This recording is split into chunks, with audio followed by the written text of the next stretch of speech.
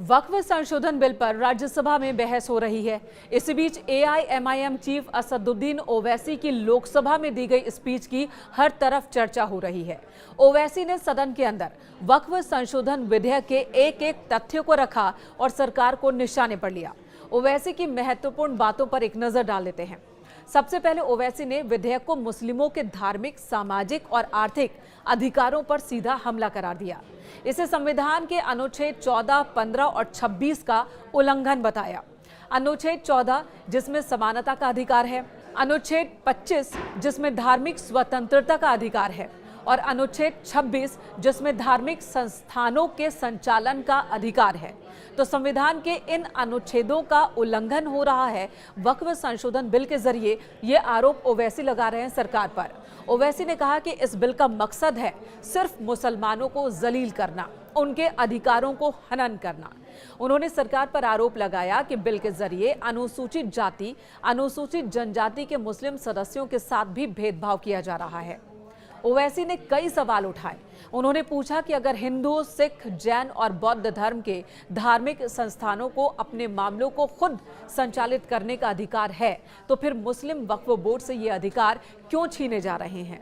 ओवैसी ने एक और गंभीर आरोप लगाया। उन्होंने कहा कि इस विधेयक के लागू होने से वक्फ संपत्तियों पर कब्जे को कानूनी मान्यता मिल जाएगी। बाकायदा ओवैसी ने एक उदाहरण भी दिया।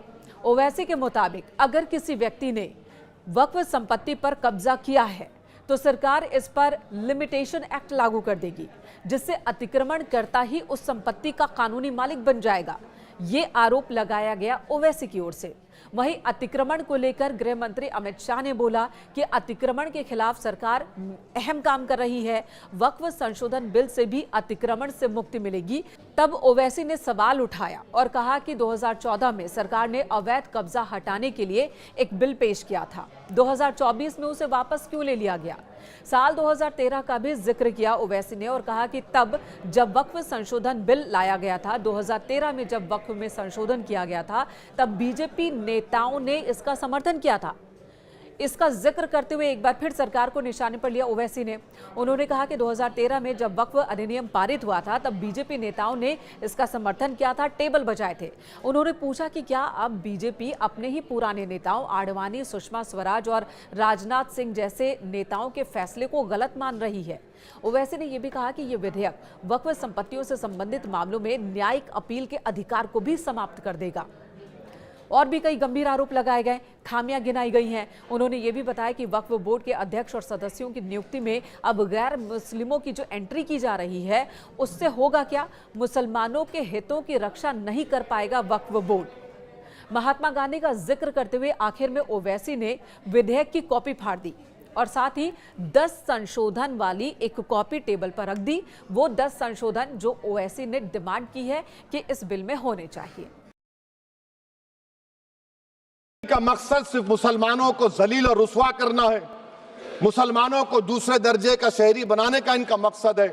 सर, अगर आप हिस्ट्री को पढ़ेंगे तो महात्मा गांधी उस वक्त के व्हाइट अफ्रीका में सफेद फम अफ्रीका के कानून को महात्मा गांधी ने कहा था कि ये मेरा कॉन्शियंस इसको मानता नहीं, मैं इस कानून को कबूल नहीं करता हूं। तो महात्मा गांधी ने क्या किया, उन्होंने उस कानून को फाड़ दिया।